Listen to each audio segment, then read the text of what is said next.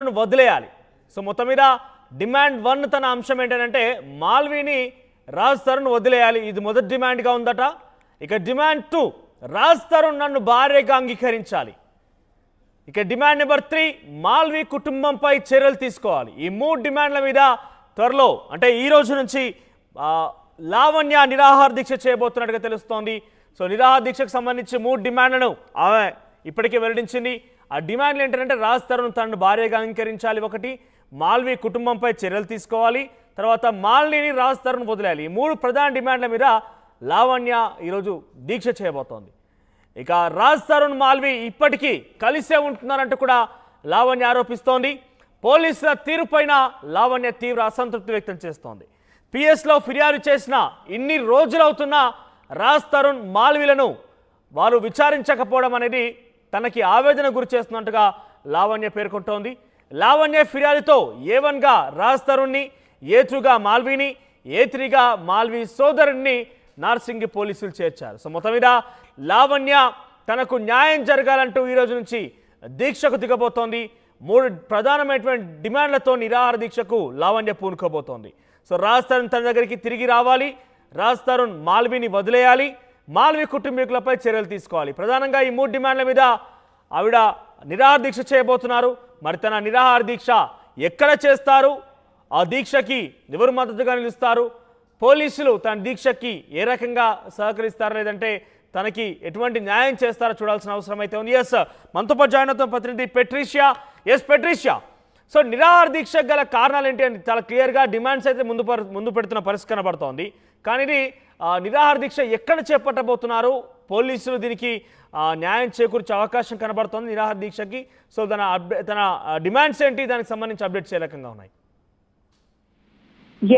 రాజ్ తరుణ్ లావణ్య కేసులో మరో ట్విస్ట్, రోజు రోజుకి సీరియల్ ట్విస్ట్ మాదిరి ఇవన్నీ నెలకొంటుందని చెప్పొచ్చు. అదే విధంగా హంగర్ స్ట్రైక్ సిద్ధమవుతున్న లావణ్య ప్రధానంగా 3 డిమాండ్లు నాకు ఉన్నాయి. మాల్వీ రాజ్ తరుణ్ ని ఖచ్చితంగా వదిలేయని గతంలో నుంచి ఏదైతే లావణ్య మీడియా ముందు వచ్చినప్పటి నుంచి ఒకటే స్టేట్మెంట్ పైన ఉంది, మాల్వీ రాజ్ తరుణ్ ని వదిలేయాలి, రాజ్ తరుణ్ నన్ను భార్యగా అంగీకరించాలి, అదే విధంగా మాల్వీ కుటుంబం పైన చర్యలు తీసుకోవాలంటూ ఈ 3 డిమాండ్లు లావణ్య చెప్పడం అయితే జరుగుతుంది. రాజ్ తరుణ్ మాల్వీ ఇప్పటికే కలిసి ఉంటున్నారు. వాళ్ళిద్దరు ఫోన్లు కూడా అవుట్ ఆఫ్ కవరేజ్ ఉంది. గత కేసు స్టార్ట్ అయిన రోజు నుంచి డే 1 నుంచి వాళ్ళు ఆన్సర్ చేయడం జరిగింది. డే 2 నుంచి వాళ్ళ ఫోన్లు కూడా ప్రధానంగా స్విచ్ ఆఫ్ ఉన్నాయి. మరి వాళ్ళు ఎక్కడికి వెళ్ళారు, నేను ఎవిడెన్స్ అన్ని పూర్తిగా సబ్మిట్ చేశాను, నా స్టేట్మెంట్ రికార్డ్ చేశారు, ఎఫ్ఐఆర్ నమోదు చేశాను, అయినప్పటికీ కూడా పోలీసులు దీని గురించి పట్టించుకోవట్లేదు. మాల్వీ ఇన్ఫ్లుయెన్స్ పెట్టి పోలీసుల నుంచి ఎటువంటి స్పందన అయితే లేదు. వాళ్ళ తీరు మీద నేను తీవ్రమైన ఆగ్రహం వ్యక్తం చేస్తున్నాను.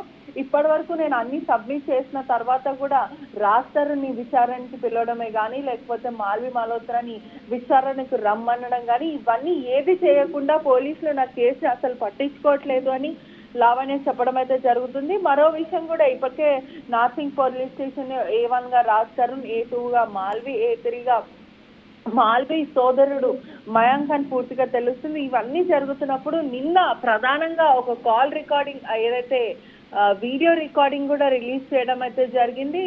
మాల్వీ బాయ్ ఫ్రెండ్ యోగేష్ ని డంప్ చేసినట్టు, ఏదైతే యోగేష్ ని అతి దారుణంగా ఫేక్ కేసులో ఇరికించి అతన్ని మోసం చేసి అతని దగ్గర సుమారుగా కొన్ని కోట్ల రూపాయలు లూటీ చేసింది మాల్వీ అంటూ తన తల్లి బార్కాదేవి ఒక ప్రెస్ కి ఒక వీడియో రిలీజ్ చేయడం అయితే జరిగింది. ప్రధానంగా మాల్వీ తన గుట్టు బయటపెట్టింది, ఏదైతే లావణ్య మాల్వీ గుట్టు బయటపెట్టిందని క్లియర్ గా అయితే తెలుస్తుంది.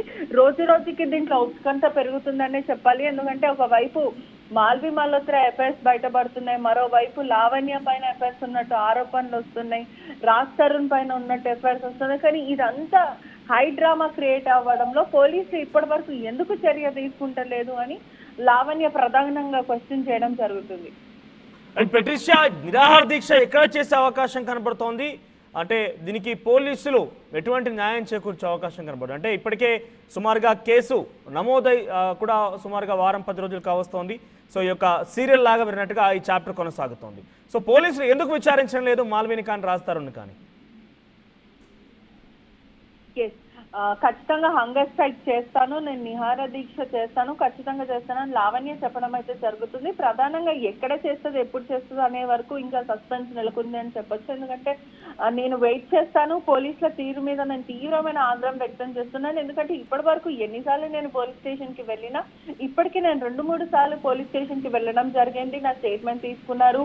నేను పూర్తి ఎవిడెన్స్, కాల్ రికార్డింగ్స్, సుమారుగా 600-500 ఫోటోలు నేను సబ్మిట్ చేయడం జరిగింది. ఇవన్నీ సబ్మిట్ చేసిన తర్వాత ఎగ్జాక్ట్లీ అంటే ఇన్ని రకాల ఆధారాలు సమర్పించినప్పటికీ పోలీసులు రాజ్ తరుణ్ ని, మాల్వీని ఎందుకు విచారించలేకపోతున్నారు? వాళ్ళు ఇక్కడ ఎఫ్ఐఆర్ కూడా జోడించారు. A1 గా రాజ్ తరుణ్, A2 గా మాల్వీ ఉన్నప్పటికీ ఎందుకు అన్ని ఆధారాలు సమర్పించినా కూడా ఎందుకు విచారణకి వారిని తీసుకోలేకపోతున్నారు?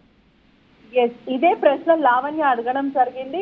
వాళ్ళిద్దరు ఫోన్లు కూడా అవుట్ ఆఫ్ కవరేజ్ ఉంది, స్విచ్ ఆఫ్ ఉంది. మేము లొకేషన్ ట్రాకింగ్ చేస్తున్నాం. వాళ్ళు ఆన్ చేసిన వెంటనే మాకు లొకేషన్ ట్రాక్ అవుతుంది. దాని ద్వారా మేము వెళ్ళి పట్టుకోవడానికి ఉంటుంది. వాళ్ళు ఎక్కడున్నారు అని ఆచూకీ తెలుస్తుంది. ఇప్పటి వరకు వాళ్ళిద్దరు అబ్స్కాండింగ్, ఎక్కడున్నారు అనేది కూడా పూర్తిగా తెలియదని పోలీసుల వర్షన్ నుంచి వస్తుంది. అయినప్పటికీ కూడా లావణ్య పోలీసులు చేసే పని కూడా నేను ఆల్రెడీ చేసేసాను. ఒకవైపు ఎవిడెన్స్, వాళ్ళిద్దరు కలిసి ఉన్నట్టు ఎవిడెన్స్, రాజ్ తరుణ్ నన్ను వదిలేసినట్టు ఎవిడెన్స్, కాల్ రికార్డింగ్స్, రాజ్ తరుణ్కున్న ఎఫ్ఐఆర్స్, మాల్వీ మల్హోత్రాకున్న ఎఫ్ఐఆర్స్, ఇవన్నీ కూడా నేను పోలీసులు చేసే పని కూడా నేను 80% నేను చేసి పెట్టేశాను. అయినప్పటికీ కూడా వాళ్ళని అరెస్ట్ చేయడమే కానీ, అదుపులోకి తీసుకోవడం కానీ, విచారించడం కానీ ఇవన్నీ ఎందుకు చేయట్లేదు అని లావణ్య క్వశ్చన్ చేయడం అయితే జరుగుతుంది. పోలీసుల వైపు మాత్రం వాళ్ళ లొకేషన్ అనేది ట్రాక్ అవ్వట్లేదు. ఇప్పటి వరకు ట్రాక్ అయిన వెంటనే మేము పట్టుకుంటామని చెప్తున్నారు. ఒకవైపు రాజ్ తరుణ్ ఫోన్ కి మీడియా కానీ లేకపోతే ఆర్టీవీ కూడా కాల్ చేసే ప్రయత్నం చేసినప్పటికీ, మాల్వీ మల్హోత్రాని కూడా కాల్ చేసే ప్రయత్నం చేసినప్పటికీ కూడా వీళ్ళిద్దరు ఫోన్లు కూడా అవుట్ ఆఫ్ కవరేజ్ వస్తుంది. ఒకవైపు వాళ్ళు అసిస్టెంట్స్ కూడా కాల్ లిఫ్ట్ చేసే పరిస్థితుల్లో లేరని కూడా పూర్తిగా తెలుస్తుంది. రైట్ పెట్రిషియా, ఇక ఓవరాల్ గా రాజ్ తరుణ్ లవర్ లావణ్య నిరాహార దీక్షకు పూనుకొనబోతున్నారు. ఇక పోలీసులు కేసు నమోదు చేసి వారిపై ఎఫ్ఐఆర్ ఫైల్ చేసినప్పటికీ విచారణని పిలవడం లేదు. కొన్ని కావాలనే వాళ్ళ అలసత్వం చేస్తున్నారు. పోలీసుల తీరు పట్ల, రాజ్ తరుణ్ వ్యవహారం పట్ల నాకు ఆవేదన ఉంది కాబట్టి డెఫినెట్గా నాకు న్యాయం చేకూర్చే విధంగా నిరాహార దీక్ష పూనుకోబోతున్నట్టుగా లావణ్య చెప్తోంది. ఇక ప్రధానంగా 3 డిమాండ్లు లావణ్య ఇటు చెప్పడం జరుగుతోంది. డిమాండ్ 1 ఏంటంటే మాల్వీని రాజ్ తరుణ్ వదిలేయాలి.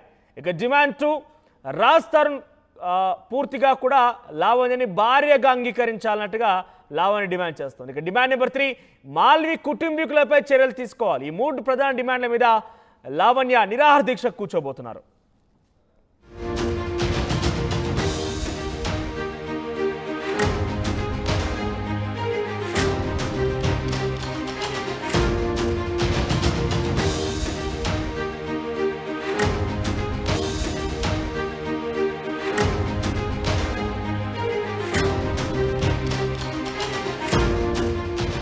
ఇక రాజ్ తరుణ్ లావణ్య కేసులో మరో ట్విస్ట్ నెలకొంది. నిరాహార దీక్షకు సిద్ధమైంది రాజ్ తరుణ్ లవర్ లావణ్య. 3 డిమాండ్లతో లావణ్య నిరాహార దీక్ష చేయబోతున్నట్టు తెలుస్తోంది. ఇక డిమాండ్ 1 మాల్వీని రాజ్ తరుణ్ వదిలేయాలి. సో మొత్తం మీద